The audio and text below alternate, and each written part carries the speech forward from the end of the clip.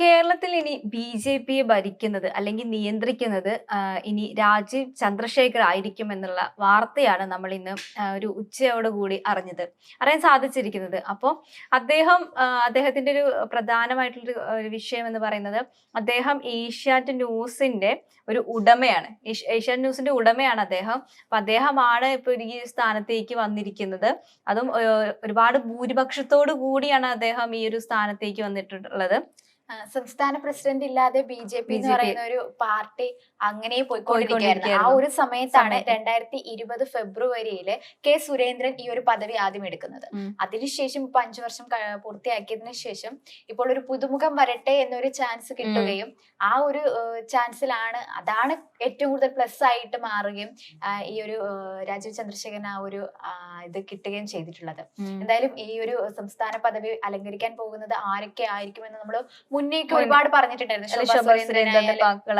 പേരാണെങ്കിലും അതുപോലെ ഇങ്ങനെ പല പേരുകളും വന്നിട്ടുണ്ടായിരുന്നു. പക്ഷെ അതിൽ നിന്നൊക്കെ മാറ്റിയിട്ടാണ് പെട്ടെന്നായിരുന്നല്ലോ ഇങ്ങനെ ഒരു എന്താ പറയാ ഒരു ന്യൂസ് നമ്മൾ കേട്ടത്. പക്ഷെ നമ്മുടെ ആ ഒരു ഓപ്ഷനിൽ ഇദ്ദേഹം ഉണ്ടായിരുന്നെങ്കിൽ പോലും കൂടുതലും ശോഭാ സുരേന്ദ്രനിലേക്കായിരുന്നു പോയിക്കൊണ്ടിരുന്നത്. പക്ഷെ ഇദ്ദേഹത്തിലേക്ക് പോയത് എന്തുകൊണ്ടും നല്ലൊരു കാര്യം എന്ന് തന്നെ നമുക്ക് പറയാം. കാരണം അധികം ആരും തന്നെ നെഗറ്റീവ് ഒന്നും പറയാതെ തന്നെ എല്ലാവരും വളരെ പോസിറ്റീവായിട്ട് തന്നെയാണ് അതിനെ അംഗീകരിച്ചിട്ടുള്ളത്.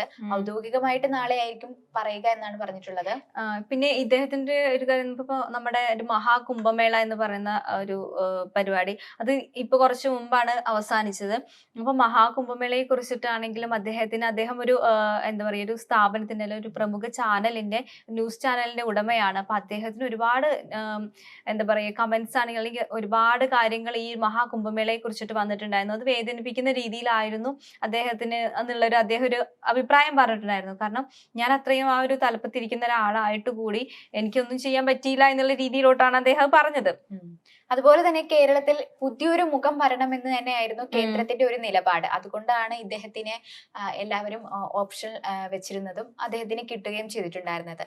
അതുപോലെ തന്നെ എല്ലാ വിഭാഗത്തെയും ആകർഷിക്കാൻ കഴിയുന്ന ഒരാള് എന്നൊരു പ്ലസ് പോയിന്റും ഉണ്ട്. പിന്നെ അദ്ദേഹം ഈ ഒരു ചാനലിന്റെ എന്താ പറയാ ഉടമ ആയതുകൊണ്ട് തന്നെ ഇനി അവരുടെ നിലപാടുകൾ ഏഷ്യാനെറ്റ് ന്യൂസിന്റെ നിലപാടുകൾ അല്ലെങ്കിൽ ഏഷ്യാനെറ്റ് ന്യൂസിന്റെ വാർത്തകളിൽ ഇനി ഇത്തരത്തിൽ ബി.ജെ.പിയുമായിട്ട് സംബന്ധിച്ചിട്ടുള്ള വാർത്തകൾക്ക് പ്രാധാന്യം കൊടുക്കാനുള്ള ഒരു ചാൻസ് കൂടുതലാണ്. കാരണം ഇത്രയും വലിയൊരു പ്രമുഖ ചാനൽ കൂടിയാണ് ഏഷ്യാനെറ്റ് ന്യൂസ് എന്ന് പറയുന്നത്. അപ്പോൾ അത് ഈ ഒരു പാർട്ടിയെ എത്രമാത്രം സ്വാധീനിക്കും എന്നുള്ള കാര്യത്തിലൊക്കെ നമുക്ക് ഇനി കണ്ടറിയേണ്ടിയിരിക്കുന്നു അല്ലേ? അവരുടെ ഒരു മാധ്യമധർമ്മത്തിന് അത് കോട്ടം തട്ടുമോ എന്നുള്ളത് നമുക്ക് കണ്ടറിയേണ്ടിയിരിക്കുന്നു. അതുപോലെ തന്നെ ഇപ്പൊ ബി.ജെ.പിക്ക് കുറച്ചും കൂടി ഒരു സ്വീകാര്യത ലഭിച്ചുകൊണ്ടിരിക്കുന്ന ഒരു സമയമാണ്. ഒന്നാമത് കേരളത്തിൽ നിന്നാണെങ്കിലും കൂടെ ബി.ജെ.പിയിലോട്ട് കേന്ദ്രത്തിലോട്ട് ഒരു അംഗത്വം അല്ലെ മറ്റു പാർട്ടിയിലുള്ളവരായാലും ബി.ജെ.പിയിലേക്ക് പോയിക്കൊണ്ടിരിക്കുന്ന ഒരു സാഹചര്യം കാണുന്നുണ്ട്. അതുപോലെ തന്നെ വോട്ടുകളുടെ എണ്ണം വർദ്ധിക്കുന്നത്, ജയിക്കാൻ കഴിഞ്ഞില്ലെങ്കിലും വോട്ടുകളുടെ എണ്ണം വർദ്ധിക്കുന്നുണ്ട്. ഓരോ വർഷം കൂടുമ്പോഴും എണ്ണം വർദ്ധിക്കുന്ന നമുക്ക് കാണാൻ കഴിയും. അതുപോലെ തന്നെ നമ്മുടെ സുരേഷ് ഗോപി ജയിച്ചതായാലും അതെല്ലാം അവർക്കൊരു ഒരു പ്ലസ് പോയിന്റ് ആയിട്ടുള്ള ഒരു കാര്യമാണ്. ഈ ഉന്നതങ്ങളിൽ ഇരിക്കുന്നവരാണ് എനിക്ക് തോന്നുന്നു ഈ ഒരു ബി.ജെ.പിയിലോട്ടൊരു അല്ലെ ചേക്കേറൽ എന്താ പറയാ ചെയ്യുന്നത്. എനിക്ക് തോന്നുന്നു അതിനെ കുറിച്ചിട്ട് ഒരുപാട് ആധികാരികമായിട്ടും അവർ പഠിച്ചതിന് ശേഷമാണ് ബി.ജെ.പി എന്നുള്ളൊരു എന്താ പറയാ പാർട്ടി തിരഞ്ഞെടുക്കുന്നത്. അതിപ്പോ നമ്മള് നരേന്ദ്രമോദിയുടെ ഒരു പാത ശരിയാണെന്ന് ഇപ്പൊ നമ്മുടെ ശശി തരൂർ വരെ പറയുന്നൊരു സിറ്റുവേഷൻ ഉണ്ട്. അപ്പൊ അതിനിടയ്ക്കാണ് ഇപ്പൊ ഇങ്ങനെയുള്ള ഒരു രാജീവ് ചന്ദ്രശേഖരന് സംസ്ഥാന സെക്രട്ടറി ആയിട്ട് നിയമിച്ചിരിക്കുന്നത്. അതുപോലെയാണ് നമ്മുടെ എന്താ പറയുക സുരേഷ് ഗോപി ആണെങ്കിലും അദ്ദേഹം ഒരു നടനാണ്. പിന്നെ പെട്ടെന്നായിരുന്നു അദ്ദേഹം ഒരു പാർട്ടിയിലേക്ക് മാറുന്നത്, അത് ബി.ജെ.പിയിലേക്ക് മാറുന്നു. അപ്പൊ എല്ലാവരും ബി.ജെ.പിയിലോട്ടാണ്. പക്ഷെ ബി.ജെ.പിക്ക് പ്രാധാന്യം ഇല്ലതാണ് നമ്മുടെ കേരളത്തിൽ. പക്ഷെ കേരളത്തിൽ മാത്രമാണ് ബി.ജെ.പിക്ക് പ്രാധാന്യം ഇല്ലാത്തത്. എനിക്ക് തോന്നുന്നു നമ്മുടെ ഇന്ത്യയിലൊക്കെ ഏകദേശം എടുത്ത് നോക്കുകയാണെങ്കിൽ കൂടുതൽ ഒരു ഭൂരിപക്ഷം ലഭിക്കുന്നത് ബി.ജെ.പിക്കാണ് അല്ലെ? അപ്പൊ അതുകൊണ്ടൊക്കെ തന്നെ ആയിരിക്കും ഇപ്പൊ നമ്മൾ എത്രയൊക്കെ കുറ്റപ്പെടുത്തുകയാണെങ്കിലും നരേന്ദ്രമോദി സർക്കാരിനെ എത്രമാത്രം നമ്മൾ കുറ്റപ്പെടുത്തുകയാണെങ്കിലും അദ്ദേഹം ചെയ്യുന്ന പല പ്രവർത്തികളും അല്ലെങ്കിൽ അദ്ദേഹം മോശമായിട്ടുള്ള എന്ത് പ്രവൃത്തി ചെയ്തിട്ടാണെങ്കിലും ഒരിക്കലും മറ്റൊരാള് അല്ലെങ്കിൽ ഇത്രയും ഉന്നതയിൽ നിൽക്കുന്ന ഒരാള് ആ ഒരു സ്ഥാനത്തേക്ക് പോകാൻ ചാൻസ് ഇല്ലല്ലോ. ഇല്ല. അപ്പൊ അദ്ദേഹത്തിന്റെ ഭരണം അത്രമാത്രം നല്ലതാണ് എന്നുള്ളത് കൂടി നമ്മൾ നോക്കി കാണേണ്ടിയിരിക്കുന്നു. കാരണം അദ്ദേഹത്തിന്റെ പല വാഗ്ദാനങ്ങളും അങ്ങനെയൊക്കെയാണ്. നല്ലൊരു ഇന്ത്യയെ അല്ലെങ്കിൽ നല്ലൊരു ഇന്ത്യ ഇനി കെട്ടിപ്പടുക്കും എന്നുള്ളൊരു മുൻനിർത്തിയിട്ടാണ് അദ്ദേഹം സംസാരിക്കാറ്. പല വേദികളും അദ്ദേഹം അങ്ങനെയാണ് സംസാരിക്കാറ്. എല്ലാവരെയും ഒരേപോലെ കാണും. പക്ഷെ അതിനിടയ്ക്കാണെങ്കിലും ഇപ്പൊ BJP എന്നൊരു പാർട്ടിയുടെ തനി സ്വരൂപം ഇടയ്ക്ക് നമ്മൾ കാണുന്നതാണ്. ഒരു സുരേഷ് ഗോപി ആണെങ്കിലും അദ്ദേഹം ആണെങ്കിലും ഒക്കെ തന്നെ ഒരു മതപരമായിട്ടുള്ള പരാമർശങ്ങളെല്ലാം തന്നെ നടത്താറുണ്ട്.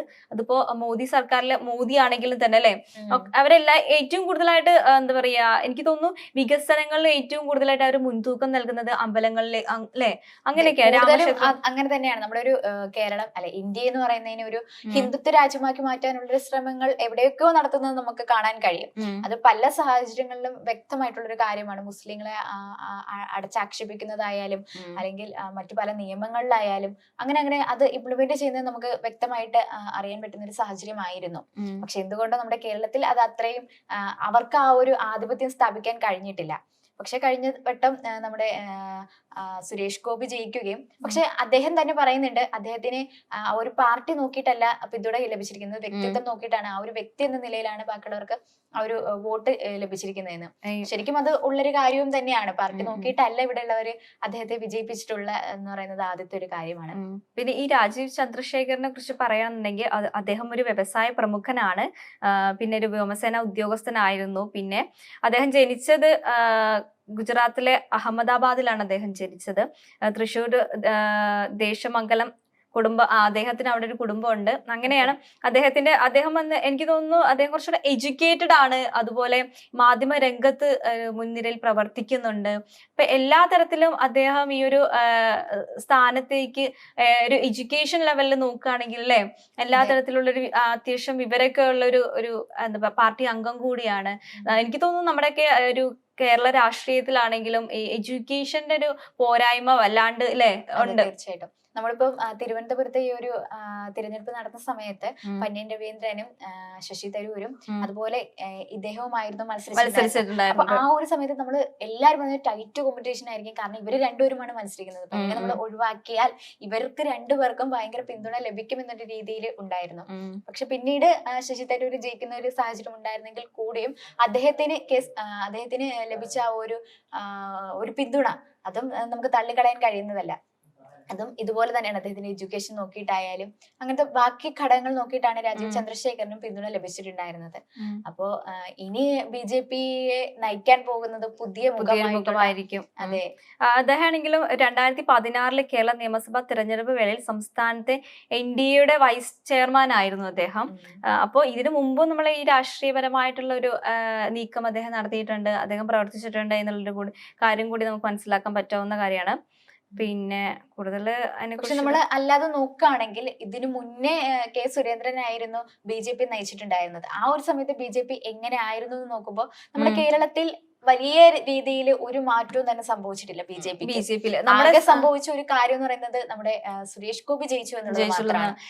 എനിക്ക് തോന്നുന്നു നമ്മുടെ കേരളത്തിലെ ഈ ഒരു BJPയുടെ ഒരു എന്താ പറയാ ഒരു അസ്തിത്വം ഇല്ല എന്ന് തന്നെ പറയാം. കാരണം ഏറ്റവും കൂടുതലായിട്ട് നമുക്കിപ്പോ രണ്ട് പാർട്ടികൾ, കോൺഗ്രസ് ആണെങ്കിലും LDF ആണെങ്കിലും രണ്ട് പാർട്ടികൾ എന്ന് മാത്രമാണ് മുൻനിർത്തിയിട്ടാണ് നമ്മുടെ ഭരണം മുമ്പോട്ട് പോകുന്നത്. BJPക്ക് അവിടെ ഒരു സ്ഥാനമില്ല. എനിക്ക് തോന്നുന്നു നമ്മുടെ ഇന്ത്യയിലാണെങ്കിൽ തന്നെ കേരളത്തിൽ മാത്രമാണ് BJPക്ക് ഒരു സ്ഥാനമില്ല. അപ്പൊ അവിടെ ഒരു ശക്തമായ പോരാളി വേണം എന്നുള്ളത് ആ പാർട്ടി തന്നെ തീരുമാനിച്ചിട്ടാണ് ഇങ്ങനെ ഒരു പോരാളിയെ കൊടുക്കുന്നത്. അതും ഇനി സംസ്ഥാനത്തെ ഇദ്ദേഹം നയിക്കട്ടെ എന്നുള്ളത്. ഇനി എന്തായിരിക്കും കേരളത്തിൽ വരാൻ പോകുന്ന മാറ്റങ്ങൾ? കാരണം ഓൾറെഡി ഇപ്പോ ഒരു വോട്ടിന്റെ ശതമാനത്തിലായാലും ഒന്ന് മുന്നിട്ട് നിൽക്കുന്ന ഒരു സാഹചര്യമാണ്. അതിന് വലിയ രീതിയിൽ വൻതോതിൽ മാറ്റങ്ങൾ ഇലക്ഷൻ ഒക്കെ വരാൻ പോകുന്ന ഒരു സിറ്റുവേഷൻ ആണ്. സുരേഷ് ഗോപി തന്നെ ഇപ്പോൾ പരാമർശിച്ചിട്ടുള്ള 2026 തിരഞ്ഞെടുപ്പിന് വേണ്ടിയിട്ടാണ് ഇത്തരത്തിലൊരു മാറ്റം. അതായത് എന്തൊക്കെയോ നല്ലൊരു മാറ്റങ്ങൾ വരാൻ പോകുന്നു BJPക്ക് എന്ന രീതിയിലാണ്. അപ്പോ ഇപ്പൊ LDFിലാണെങ്കിലും അവരൊരു സമ്മേളനം ഇപ്പൊ നടത്തി കഴിഞ്ഞു. അപ്പോ ഇനിയിപ്പോ BJPയിൽ ഇങ്ങനെ ഒരു മാറ്റം, എല്ലാം ഇലക്ഷന് മുൻനിർത്തിയിട്ടാണ് ഇവരെല്ലാം ചെയ്യുന്നത്. അത് നമുക്ക് എപ്പോഴും പറയുന്ന പാർട്ടിയിലാണെങ്കിൽ എപ്പോഴും പറയുന്ന പാർട്ടിയിലെ ഏറ്റവും കൂടുതൽ പാർട്ടിക്കാർക്ക് വിരുദ്ധമായി നിൽക്കുന്നത് ഈ ചാനൽസ് ആണെന്ന് പറയും അല്ലെ. ന്യൂസ് ചാനൽസ് ആണ് ഏറ്റവും കൂടുതൽ അവർക്ക് നേരെ തിരിഞ്ഞു നിൽക്കുന്നത്. അപ്പോ ഈ ബിജെപിയുടെ കാര്യത്തിൽ ഇപ്പൊ ഇനി ആ ഒരു പേടിയില്ലേ, കാരണം അവർക്കായി ഒരു എന്താ പറയാ ഏഷ്യാനെറ്റിന്റെ തലവൻ അല്ലെങ്കിൽ ഉടമ തന്നെ മുമ്പിൽ നിൽക്കുന്നുണ്ട്. അപ്പോ അത്തരത്തിലുള്ള ഒരു പേടി അവർക്കില്ല. കാരണം മാധ്യമങ്ങളെ പേടിക്കേണ്ട സപ്പോർട്ട് അതും പ്രമുഖ മാധ്യമ ചാനലും കൂടിയാണ്. അപ്പൊ അതിന്റെ ഒരു ഗുണം എന്തായാലും ഈ ഒരു പാർട്ടിക്ക് ലഭിക്കും എന്നുള്ളൊരു ഒരു പക്ഷവും കൂടെ അവിടെ ഉണ്ടാവണം. ഇനി കരുക്കൾ നീക്കുന്നത് സൂക്ഷിച്ചായിരിക്കും എന്നുള്ള കാര്യം കൂടി നമ്മൾ മനസ്സിലാക്കേണ്ടിയിരിക്കുന്നു.